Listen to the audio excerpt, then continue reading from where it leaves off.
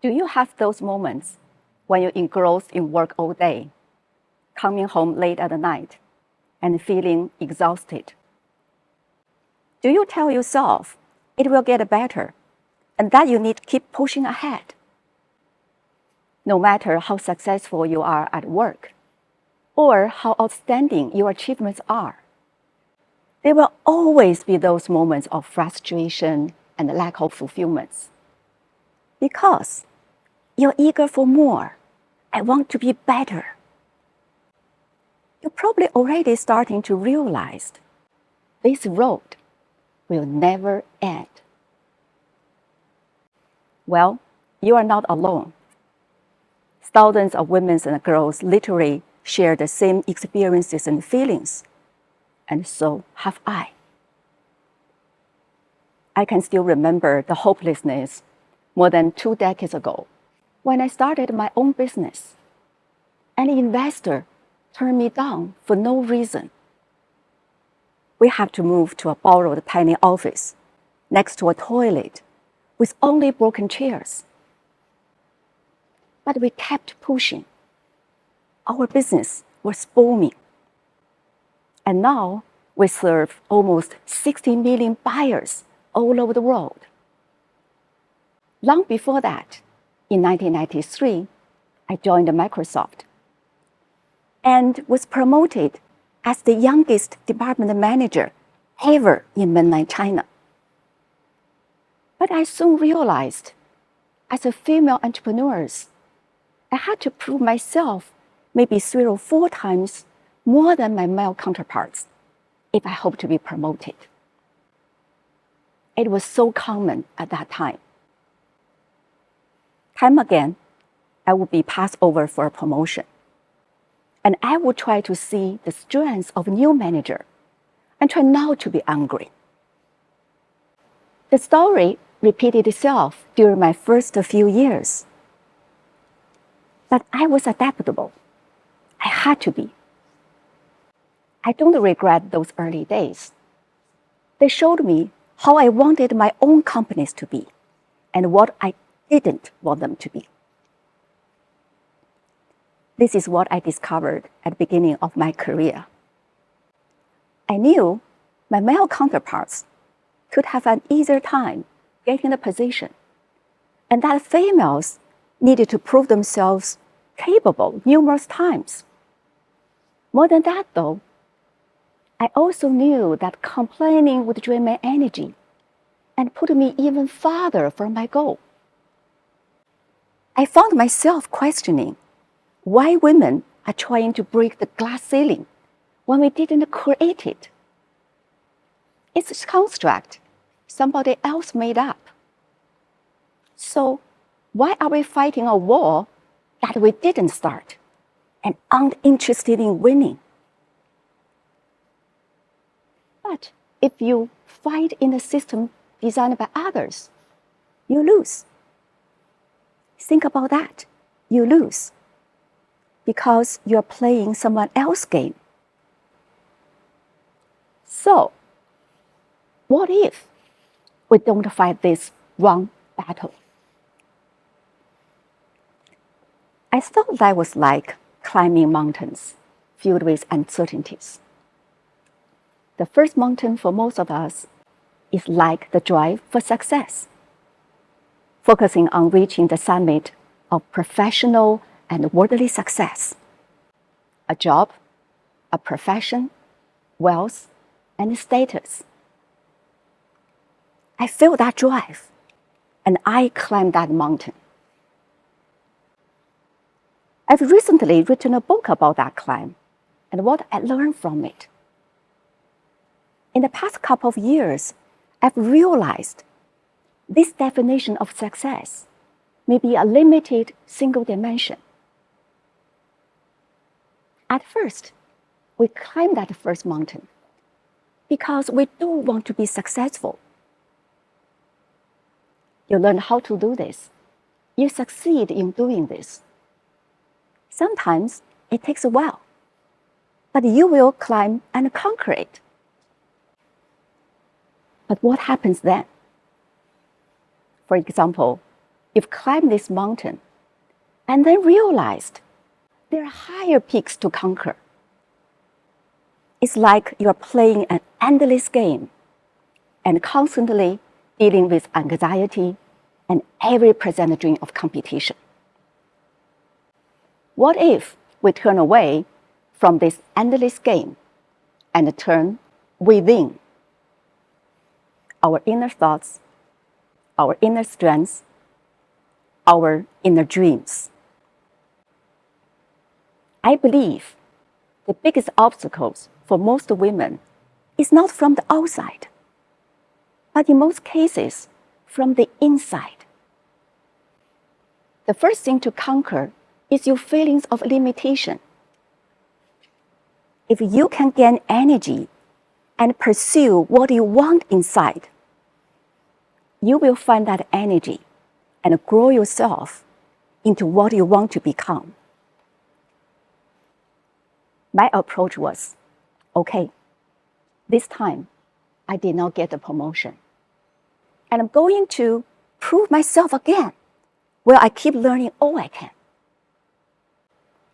I'm not saying I had to have only the positive feelings, but I've had very few negative emotions because I intentionally adjust my mood from negative to positive.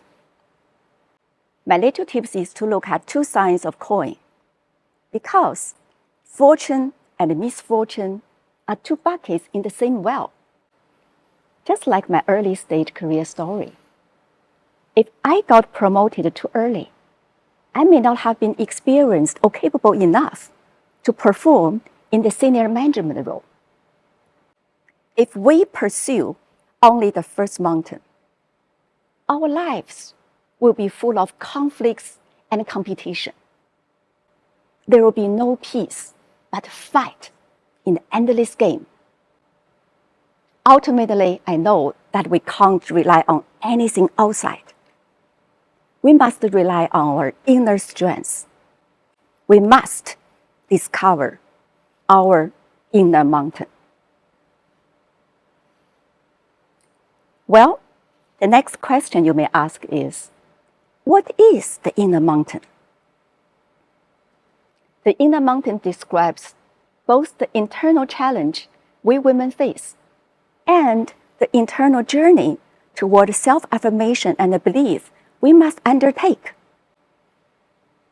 Think about that. When you're driving through a storm and see the rain falling on the windshield, you can look at the rain two ways. You might easily find the rain annoying, slowing down traffic, and getting you wet. However, in another way, you can also enjoy the scent of falling rain, and the sound of it can bring a peaceful feeling to your soul. Can you feel the difference? How you perceive something or someone depends on the angle you view them. If you view your situations from positive perspective, you will have a better results. Second, the deep inner power women naturally carry within themselves. This whole energy is this power within. A woman's natural inner mountain of power, presence, passion, energy that resides within every woman. I believe the spiritual and material are complementary. Everyone has dual peaks in life. I think it's like the Tai Chi diagram or the yin-yang symbol. If you only have one half, it's unbalanced, incomplete, and unsustainable. It's harmonized only when you have both. So, how do you find your inner mountain? I think everyone has their own way of accessing their inner mountain. When you meditate, do yoga, or pray, you have different structures and you incorporate them into what feels right for you. You move from what you are told you should be and do to who you are. Here are 5 tips I'd like to share. First, to simplify is the key. The increased complexity associated with modern life has left many of us feeling over our heads. We overthink and are overwhelmed, stuck in one or both poles of worry and exhaustion. Instead, we need to first step back, examine the reasons that led us to where we are, and find a new way of operating. I think what I call the true heart desires are always there. That's where your feelings of hope and your true voice resides. You need to keep it simple. Clear your mind to leave some space for the voice in your heart to speak up. If the voice speaking up, then there's usually a reason, and you should listen. Next, enjoy a moment of solitude. I started to talking to my heart before I knew what solitude was. So I didn't have an actual plan then. But when I recall my journey over the years, I find I enjoy a moment of peace and solitude of my mind. Try to reach the status of just being yourself. Then, with that quiet mind, you may be able to better hear your inner voice. Next, I find connecting nature helps. For me, a connection with nature helps me talk to my heart. This is capability carried on from my childhood. Nature does not wear makeup the way humans do. And nature is always like what it is, unless humans pollute it. Our heart knows what we want. But sometimes it can also be polluted by desires for fame, respect, fortune, hatred, jealousy, and fear. Also, you might give journaling a second try. It might surprise you. I once kept a diary, writing down what my heart felt during the day alone. This is one way I explored and communicated with myself in my early times. If journaling doesn't work for you, there are so many other ways to communicate with yourself. Perhaps it's a long walk, or a reflective time resting by the lake. The key is when you find a way to talk to your heart, you may uncover a desire you've long buried, or perhaps discover something surprisingly new.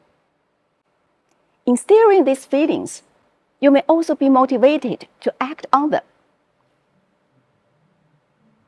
And finally, my recent finding is meditation. Meditation is one way many of us of different beliefs gain inner peace. It can also be a channel to talk to your heart because of that peace. But don't forget, all those are just my tricks to find my inner mountain. Your way is the best for you. As you can see by now, every one of us has a way to connect with our higher self.